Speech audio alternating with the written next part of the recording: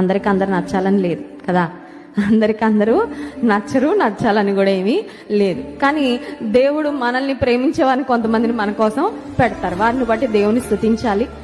శత్రువుల్ని చూసి కృంగిపోకర్లేదు. దేవుడు మనల్ని ప్రేమించేవారిని, మనల్ని మరి అప్రిషియేట్ చేసేవారిని మన జీవితంలో ఎవరిని పెట్టారో వారిని బట్టి దేవుని స్తుతిస్తూ ముందుకి వెళ్ళిపోతుంటారు. కొంతమందిలో ఉండే దుర్బుద్ధి ఏంటంటే, వారికి ఎవరైనా నచ్చలేదు అనుకోండి, వారు ఎవరికీ నచ్చకుండా చేయాలని ఒక అంకణం కట్టేసుకుంటారు. ఇక అదే పని అన్నమాట. వారి గురించి అందరికీ చెప్పడం, అదేదో వారికి ఎవరో జాబ్ ఇచ్చినట్టు, శాలరీ ఇస్తున్నట్లు ప్రవర్తిస్తాం. ఓ మాట చెప్పమంటారా, ఎవరో గురించి, ఎవరిలో ఉన్న చెడ్డు గురించి దప్పేసే ఉద్యోగం, పని మనకు దేవుడు ఇవ్వలేదండి. నువ్వు ఒకరిని ద్వేషించి ఒకవేళ నీకు వారు కీడు చేసి ఉండొచ్చేమో, వారు నువ్వు ఏకాకిం చేస్తున్నావు అంటే రేపు పొద్దున్న నువ్వు వారికి ఏం చేసావు, నీకు అదే జరుగుతుంది. ఎందుకంటే నువ్వు ఏ విత్తనాన్ని విత్తుతావో అదే పంటకు వస్తావు. కానీ దేవుని బిడ్డల యొక్క లక్షణం ఏంటంటే, నేను దేవుని ఘనపరుస్తాను, నాతో ఉన్న వారు కూడా దేవుని ఘనపరిచేలా నేను